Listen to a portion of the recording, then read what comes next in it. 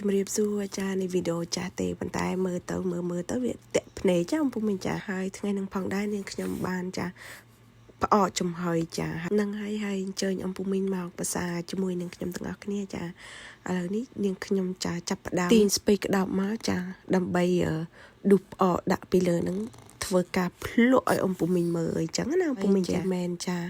ផ្អកចំហុយអញ្ចឹងចាដាក់មកទេច្រើនមកពុំវិញចាអញ្ចឹងដាក់មួយម៉ាត់ទៅក៏ឃើញតែឆ្ងាញ់ចាមើលតែមាត់ទៅដឹងហើយនឹងផ្អកមើលទៅចាជាម្ហូបធម្មតាប៉ុន្តែមិនធម្មតាអំពុំវិញព្រោះអីនៅខាងអាមេរិកចាបានផ្អកញ៉ាំម្ដងគឺថាមុខម្ហូបឋានសួគ៌មិនងាយបានញ៉ាំទេអំពុំវិញចាសម្រាប់អំពុំវិញដែលគាត់មកអាមេរិកចាមកយូរឆ្នាំគាត់ដឹងកន្លែងទិញចា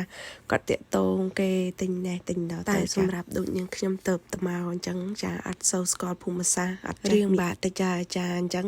បានបងប្អូនខ្មែរដែលគាត់ទៅលេងស្រុកខ្មែរម្ដងចាគឺគាត់សង្វាតមែនទែនទិញត្រីងៀត្រីឆ្អើបោកផ្អកត្រីប្រឡាក់គ្រប់មុខយកមកញ៉ាំនៅអាមេរិកចឹងណាអំពុំមីងចាមិនថាវាអត់ផ្អកញ៉ាំសោះតែម្ដងអត់មានកន្លែងទិញទេវាមានប៉ុន្តែ